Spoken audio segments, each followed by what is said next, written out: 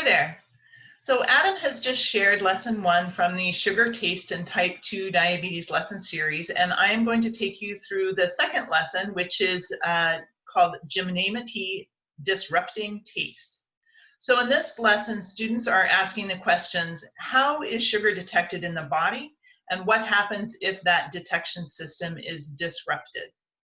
This lesson starts with a tea party in which students taste Gymnema sylvestre, which is a woody herb from India that has been used for glucose control over the years, that has a pretty pronounced effect on the taste buds and a person's perception of sweet taste. So first thing in this lesson is the tea party, where they taste a food before and after drinking Gymnema tea.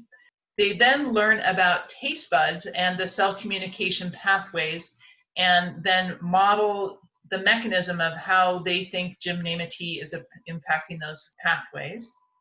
And then they take that understanding and apply it to a more complicated series of events in the gut, and then model that.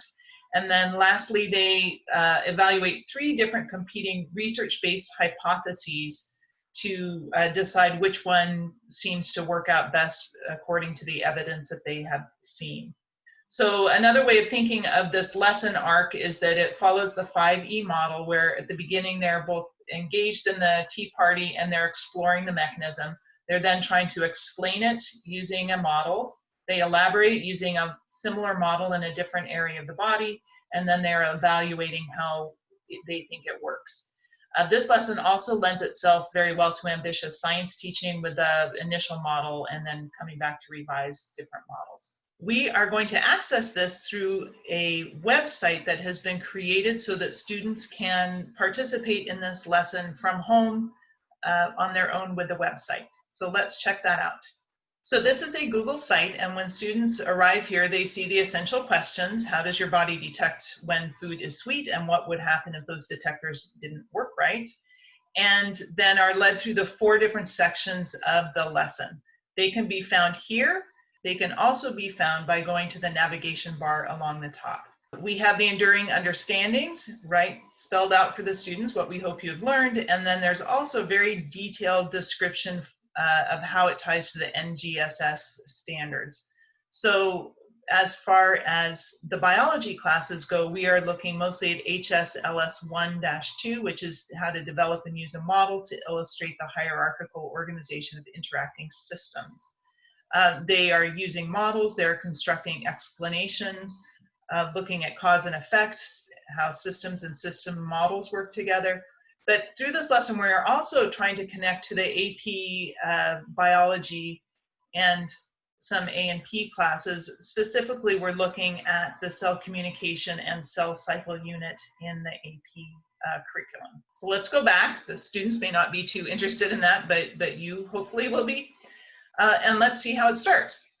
So we understand that at home, students are not going to be able to really participate in the tea party itself, which is too bad. The Gymnema tea is really hard to find in stores. In fact, I've never seen it in a store or a supplement store. You can order it online.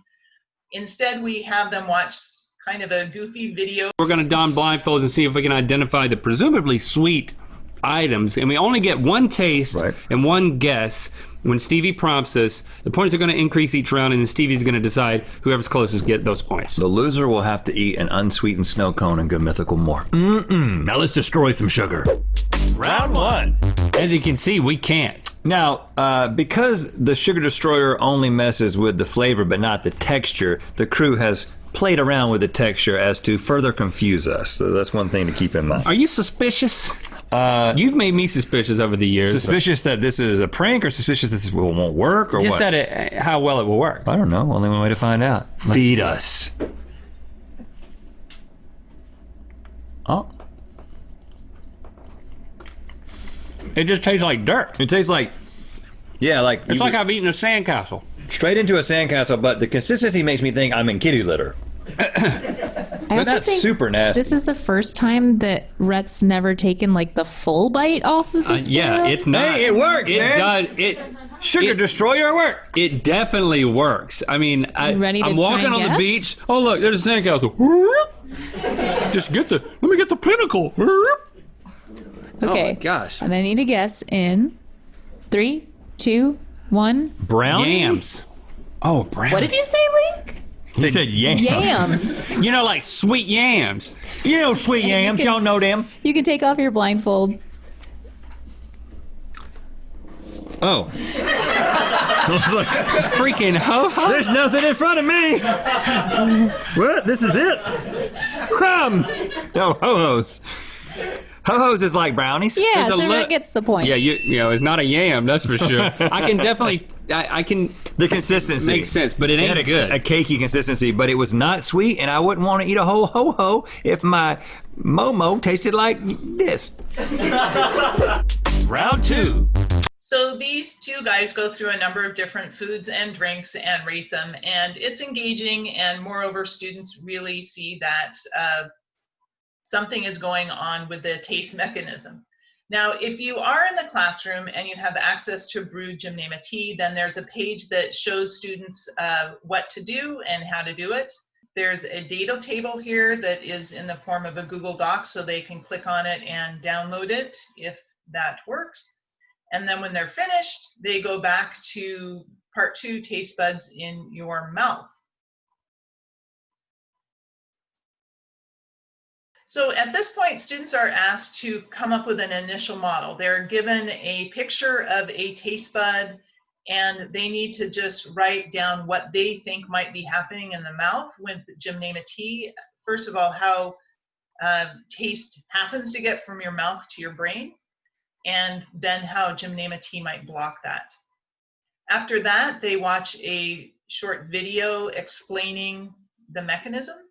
So you've seen what happens when Gymnema tea hits the tongue and how it affects the sense of sweetness. So let's think about how the taste buds in your mouth are reacting to this.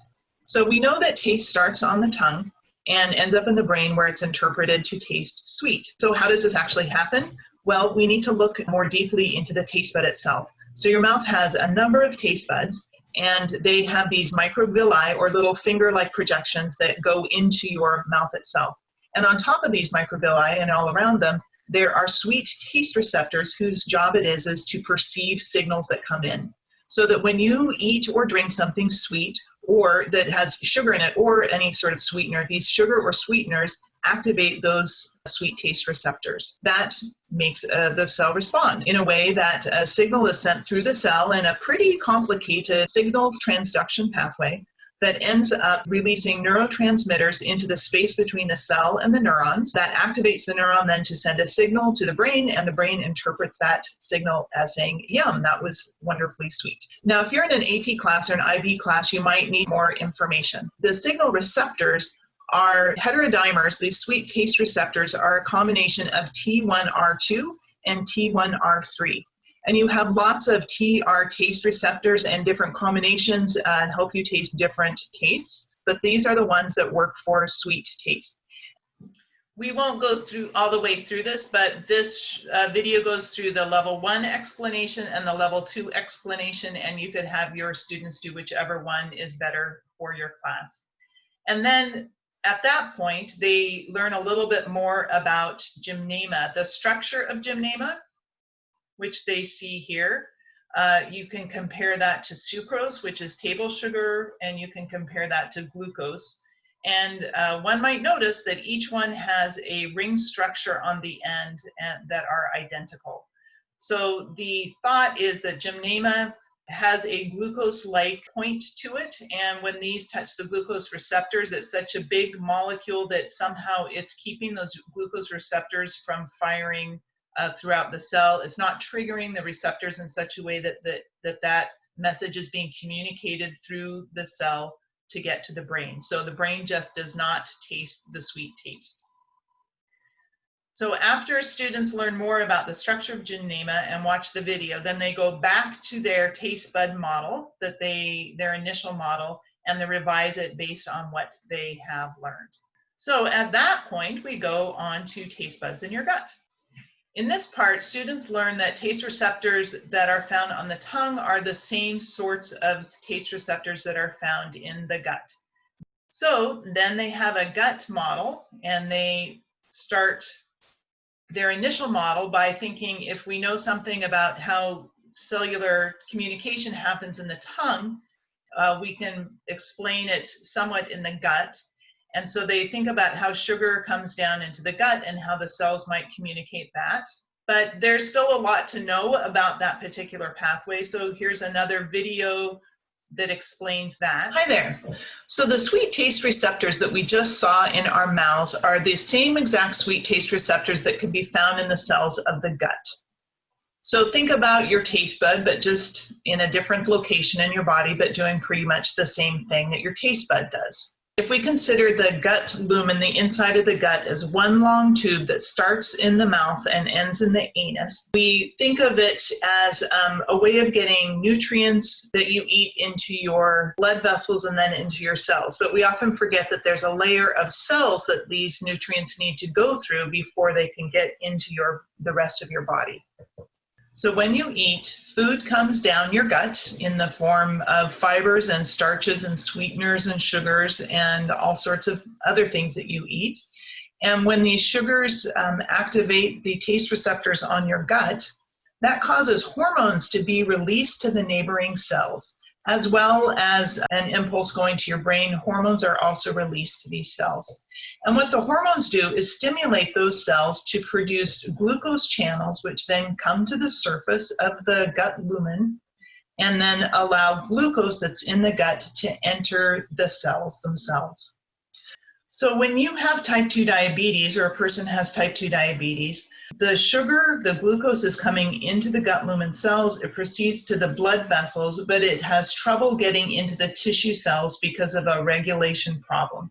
And this causes sugar or glucose to build up in the blood vessels themselves. This is the definition of type 2 diabetes, when a person has high levels of blood glucose over a long period of time. And there are lots of different downstream effects that can happen with this, such as blindness or amputations, heart problems, kidney problems. Most of these stem from having high levels of blood glucose in the bloodstream. After watching the video and learning about type 2 diabetes and how type 2 diabetes is detected, then students return to their gut model and revise it as needed. Part 4 of this lesson is about choosing an hypothesis, because it's a very complicated system, and there's a lot of study in this area, so there's not one well-accepted hypothesis about this mechanism. So students are presented with 3 hypotheses to choose from. So all 3 of them could be right. They choose one, and then you could go on and extend this lesson by asking, how would you test the hypothesis that you chose? Then to sum everything up, there's an end of module review, which spells out what we hope they have learned and how sugar is detected in the body and what happens if the detection system is disrupted, for instance, after eating or drinking Gymnema. There are a couple of matching exercises you could have them do if you wanted to. And then there are also some resources if you would like to go deeper. This first, Your Gut Has Taste Receptors, is a nice level 1 extension reading. And then this second article is a review article that really goes through what was just explained in the lesson and is a really good extension for AP classes. And the source material is all found right here. So there you have it. There is the second lesson of the sugar, taste, and type 2 diabetes lesson series.